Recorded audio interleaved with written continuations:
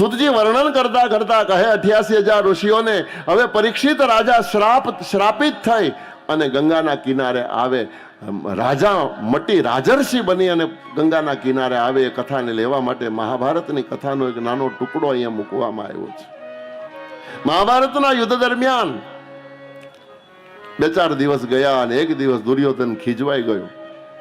સાંજે છાવણીમાં બધા યોદ્ધાઓને ભેગા કર્યા અને યોદ્ધાઓને જાહેરમાં આમ એવો ખીજવાનો.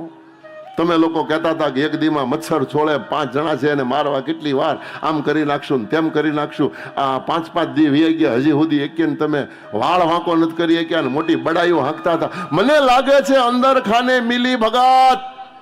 આ શબ્દ જયારે દુર્યોધન બોલ્યો એ વખતે છાવણીમાં છન્નાટો છવાઈ ગયો કે આ બકવાસ શું કરે, આ બોલે છે હું, આની હાટો મરવા આવ્યા છીએ. 5-5 દી સુધી ખાધા પીધા વગરના આખો દી રણમાં તૂટી જાય છે ને આ આપણને મિલી ભગત કહે છે. પણ એ વખતે ગુરુદેવ દ્રોણનો દીકરો અશ્વત્થામાં ઊભો થયો અને પાસે જઈને કાનમાં દુર્યોધનને કીધું કે દુર્યોધન, જાહેરમાં રણમાં મારવાની તાકાત તો મારી પાસે નથી, પણ તું જો છૂટી આપતો હો તો છાવણીમાં સૂતા હોય ત્યારે પાંડવોને મારી નાખું, ઈ કરી શકું. ઉંદર વેડા થાય, બાકી હામી છાતી આપણી તાકાત. દુર્યોધન તો મહાપાપી હતો. દુર્યોધન કે તું ઉંદર વેડા કરી કે રણમાં જઈને માર, મારે તો મારવા રે વાંધો વાત છે, તું ગમે તે રીતે પતાવી દે. અશ્વત્થામાએ કીધું તો આજ રાતે તારું યુદ્ધ પૂરું, હવાર થતા પાંડવો હોય જ નહીં, યુદ્ધ કરવા જવાનું જ ક્યારે. શાબાશ શાબાશ એમ કહી અને એને ચડાવ્યો અને એ રાત્રે અશ્વત્થામા છાવણીમાં ગયો છે. પાંડવો સુતા હતા ત્યાં ગયો, અંધારામાં ગયો છે. પણ અશ્વત્થામાં પહોંચે એના પહેલા કૃષ્ણ પહોંચી ગયા અને અર્ધરાત્રે અર્જુનને જગાડ્યો. અર્જુન ઉભો થા, પ્રભાત થઈ ગઈ. હકીકતમાં અર્ધરાત્રિ છે. બચાવવા માટે અડધી રાત્રિએ સવાર થઈ ગયું એમ કહીને અર્જુનને જગાડ્યો. ધર્મરાજને જગાડ્યા. ધર્મરાજ બહુ શર્મિત થયા કે પ્રભુ તમે મારી છાવણી સુધી આવી ગયા, હું સૂતો રહી ગયો, આટલી બધી ઊંઘ મને કોઈ દી આવે નહીં. હકીકતમાં અડધી રાત્રિ થાય, ઊંઘ પૂરી ક્યાંથી થાય.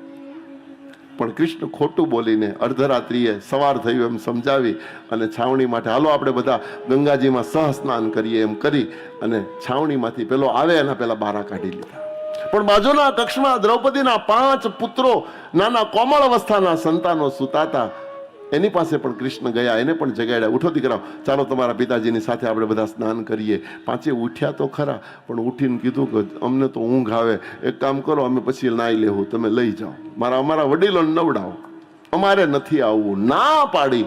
પછી ભગવાને કપાળ કૂટ્યું તો પછી તમારા કિસ્મત. સાક્ષાત ભગવાન કૃષ્ણ જગાડે અને જીવ જાગે નહીં તો પછી દોષ કોણ? અને આ કઈ ખાલી પાંડવોની દ્રૌપદીની વાતો નથી, આ આપણી વાતો છે. આપણે બધા હુતા છીએ. રોજ સવારે બ્રહ્મ મુહૂર્તમાં ભગવાન આપણી ઘેરે આવીને આપણો ધાબળો, આપણું ગોદડું, આપણે જે કાંઈ સાલ સાદર જે કાંઈ ઓઢ્યું હોય ને એ આમ ખેંચે, રીતસરના ખેંચે. સવારે 4-5 વાગે ઊંઘ ઉડે ને ત્યારે આપણું ખેંચાય, ભલે ગમે એટલી ગુમટી વાળી હોય પણ એ ખેંચી લે. અને 5 વાગે આપણે જાગી ખરા, જાગીને ઘડિયાળમાં જોઈએ આપણો તો હજી 8 વાગ્યાનો ટાઈમ, હજી તો 5 વાગ્યા એમ કરીને પાછું. સાક્ષાત કૃષ્ણ મારા તમારા ઘર સુધી આવીને આપણી બ્લેન્કેટ ખેંચે છે અને કહે છે ઉઠો, જાગો, પ્રભાત થઈ ગયું. સ્તુતિ કરો, સ્તોત્રો કરો, સત્સંગ કરો, સ્વાધ્યાય કરો, ભજન કરો, અરે દાન પુણ્ય કરો. સવારનો બ્રહ્મ મુહૂર્તનો સમય ઉત્તમમાં ઉત્તમ સમય હોય તો દાન પુણ્યનો છે. આપણે ત્યાં સાધુ બ્રાહ્મણો સવારે બ્રહ્મ મુહૂર્તમાં લોટે આવતા હતા. આ પરંપરા બધી જતી રહે. સવારમાં ઉઠીને ખબર નહીં શું કરીએ છીએ. સવારનો બ્રહ્મ મુહૂર્તનો ભજનનો સમય અને દાન પુણ્યનો સમય.